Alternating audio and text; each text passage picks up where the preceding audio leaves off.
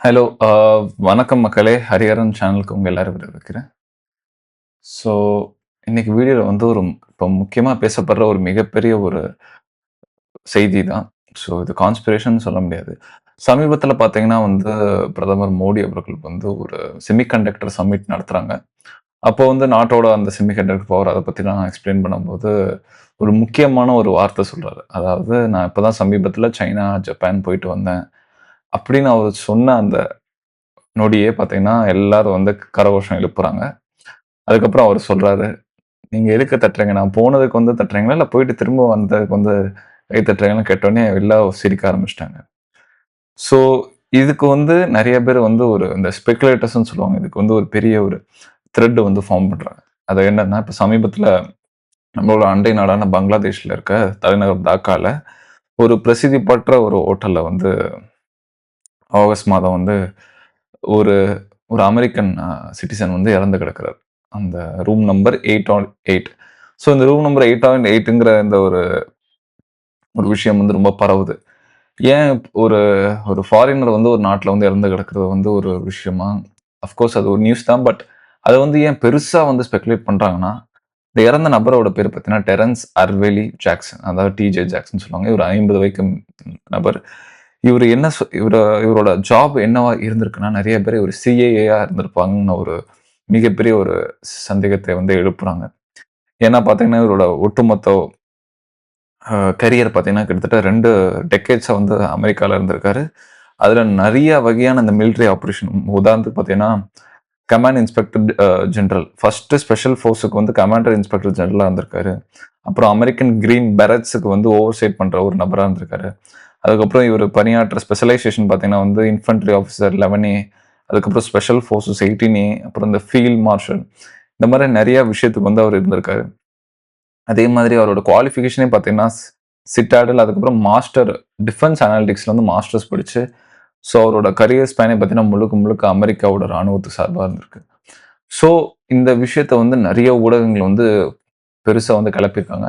இத வந்து as for now இது வந்து ஒரு ஸ்பெகுலேஷனா வச்சிருக்காங்க. இத ஏன் சொல்றாங்கன்னா, சமீபத்தில தான் வந்து இதுக்கு ஒரு பெரிய த்ரெட் அவங்க சொல்றது வந்து, இது வந்து மோடிக்கு எதிரா நடத்தப்பட்ட ஒரு சதி. ஏன்னா மோடிக்கியோட உயிருக்கு வந்து உத்தரவாதம் இல்ல. நம்ம எல்லாருக்கும் தெரியும் நம்மளோட நாட்டோட வளர்ச்சியும், குளோபல் அரேனால இருக்க நம்மளோட ஒரு பிரசன்ஸ் அது வந்து அதிகரிச்சுக்கிட்டே போது.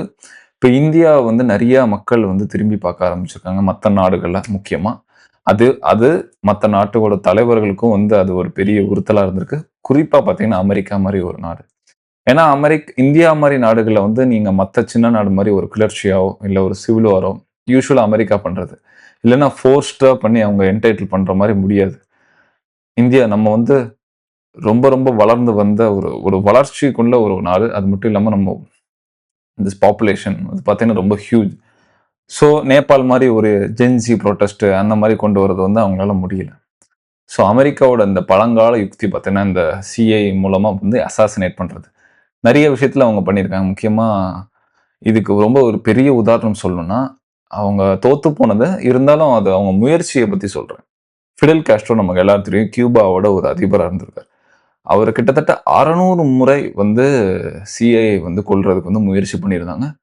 கிட்டத்தட்ட ரொம்ப ரொம்ப அதிகமான கொலை முயற்சியிலிருந்து தப்பித்த ஒரு நபர்னா வந்து அது ஃபிடெல் காஸ்ட்ரோ. அந்த அளவுக்கு வந்து ஒரு அதிகமான ஒரு அமெரிக்கால வெறுக்கப்பட்ட ஒரு நபரா இருந்தவரு. ஸோ, அதுக்கப்புறம் பார்த்தீங்கன்னா, நெறைய தலைவர்கள் சொல்லலாம். சதாம் ஹுசேன்ல கொல்றதா இருக்கட்டும், அப்புறம் தீவிரவாதியான நம்மளோட ஒசாமா பின் லேடன், அதுக்கப்புறம் முவம்மர் கடாஃபி, லிபியாவோட அதிபர். இந்த எல்லா பிளாட்ல இது அமெரிக்காவோட இன்வேஷன், அமெரிக்காவோட ஆர்மியால நடந்தாலும், இதுக்கு பின்னாடி வந்து சிஐஏயோட ஆப்பரேஷன் வந்து ரொம்ப ரொம்ப முக்கியமா இருந்தது இந்த இன்டெலிஜென்ஸ் கேதரிங். அது வந்து இந்தியாக்கு எதிரா வந்து அமெரிக்கா பண்ணியிருக்கோங்கிற ஒரு பெரிய கேள்விக்குறி இருப்புது. இத இத ஏன் இன்னொரு ஆங்கிள்ல சொல்ற நபர்கள் வந்து பார்த்தீங்கன்னா, ரஷ்யாவோட தலையீடு இருந்திருக்கு. அவங்க இறந்ததுக்கான காரணம் ஏன்னா முக்கியமானது அவங்க இறந்து கிடக்குறாங்க. அதுதான் பிரச்சனை. அதுதான் வந்து அவங்க ஏதோ ஒரு ஆயுத கிடங்க வச்சிருக்கிறதோ, அவங்க ஆயுதத்த கைப்பற்றுறதோ கிடையாது. அவங்க இறந்து கிடக்குறாங்க. அதனால வந்து நெறைய பேர் சொல்றது ரஷ்யா பின்னாடி உதவி இருக்கு. ரஷ்யாவோட ஒரு உதவினால தான் வந்து அந்த நபர் வந்து இறந்து கிடக்குறாரு. இது முறியடிக்கப்பட்டது. ஏன்னா சமீபத்தில ஷாங்காய் கார்ப்பரேஷன்ல வந்து மோடியும் ரஷ்ய அதிபரோட புட்டினும் வந்து கிட்டத்தட்ட 1 மணி நேரம் வந்து அவங்க கார்ல பயணிச்சு பேசியிருக்காங்க. அது மட்டும் இல்லாம இந்தியாவும் ரஷ்யாவுக்குள்ள அந்த தளவாடங்கள், ஸோ இது நெறைய விஷயங்கள் இருக்கு. 1. 2வது பார்த்தோம்னா, இது பங்களாதேஷ்க்கு எதிராவே இருந்திருக்கலாங்கிற ஒரு பெரிய ஸ்பெகுலேஷன். அதுக்கு உதாரணம் ஆர்என்பிபின்னு சொல்லுவாங்க. அதாவது ரூப்பூர் நியூக்ளியர் பவர் பிளான்ட். ரூப்பூர்ங்கிறது வந்து பங்களாதேஷ்ல வந்து மேற்கு பகுதியில கிட்டத்தட்ட இந்தியாவோட பார்டருக்கு அருகில இருக்கிற ஒரு சின்ன இடம். அங்க வந்து பங்களாதேஷ் வந்து அவங்களோட நியூக்ளியர் பவர் பிளான்ட் வந்து செட் பண்ண போறாங்க. ஸோ இந்த அணுமின் நிலையத்துக்கு வந்து ரஷ்யாவோட உபகரணங்கள தான் அவங்க நம்பியிருக்காங்க. ரஷ்யாவோட தொழில்நுட்பத்த தான் நம்பியிருக்காங்க. ஸோ அதுல அவங்க வந்து நடத்தும்போது கடந்த வாரம் வந்து அந்த ஒரு ஃபெசிலிட்டீஸ்ல ஒரு ஒரு கிடங்கு. ஸோ அந்த கார்கோ கிடங்குல பார்த்தீங்கன்னா, ஒரு மிகப்பெரிய ஒரு ஃபயர் பிரேக் அவுட் ஆகுது. இதுல பார்த்தீங்கன்னா, அந்த ரூப்பூர் அணுமின் நிலையத்துக்கு தேவையான உபகரணங்கள் வந்து நெறைய தீக்கு இரையாவுது. கிட்டத்தட்ட பில்லியன்ஸ் ஆஃப் டாலர்ஸ் வந்து சொல்றாங்க. ஸோ இதுக்கு பின்னாடி இது சரியா? இல்லன்னா இது வந்து அமெரிக்காவோட உந்துதல்னால நடத்தப்பட்டதாங்கிறது வந்து ஒரு ஒரு $1,000,000 கொஸ்டினா இருக்கு. இன்னொன்னு விஷயம் என்னன்னா, இதுக்கு முன்னாடி இருந்த அமெரிக்காவோட, பங்களாதேஷோட தூதரா இருந்த பீட்டர் ஹாஸ், அவரு பார்த்தீங்கன்னா, ஸ் கடந்த ஆண்டுகள் தான் அவர் வந்து ஓய்வு பெற்றாரு. ஆனா அதுக்கு முன்னாடி பார்த்தீங்கன்னா, பங்களாதேஷ்க்கு கிட்டத்தட்ட 6 முறை வந்து அவர் பயணம் பண்ணியிருக்காரு. ஒரு 6 மாதங்கள்லயே. ஸோ இது வந்து ஒரு பெரிய இந்த டாட்ஸ்லாம் வந்து கனெக்ட் பண்ணி பார்த்தீங்கன்னா வந்து, அமெரிக்கா வந்து இந்தியா அந்த இந்தியாவோட ரீஜியன் இந்த சப்கான்டினென்ட்லயே சவுத் பசிபிக் அந்த சவுத் ஏசியன் ரீஜியன்ல வந்து அமெரிக்காவோட கண்ணு ரொம்ப பலமா இருக்கு. அதுக்கு முக்கியமான காரணம் நம்மளோட வளர்ச்சி. சைனாக்கு வந்து செக் பாயிண்ட் வைக்கிற ஒரு விஷயமா இருக்கட்டும். அது மட்டும் இல்லாம சவுத் சைனா சி இந்த மாரி எல்லானாலயும் வந்து ஏசியா வந்து முக்கியமா பார்க்கப்படுற விஷயம். அது முக்கியமா ட்ரம்ப் பார்த்தீங்கன்னா, இந்தியாக்கு எதிரா வந்து அவர் எடுக்கிற ஸ்டாண்ட் ரொம்ப நாளா இருக்கு. முக்கியமா ஆரம்பிச்சது அவர் அந்த 50% டாரிஃப்ல இருந்து. ஸோ இதெல்லாம் நம்ம பார்க்கும்போது ஸோ இது மிகப்பெரிய விஷயமா இருக்கும். நான் எனக்கு ஆரம்பத்துலருந்து சொல்றது வந்து ஒரு ஸ்பெகுலேஷனா தான் இருக்கலாம். ஏன்னா, அது ஒரு கம்ப்ளீட் ரிப்போர்ட் இல்லாம நம்ம வந்து எதுவும் பேச முடியாது.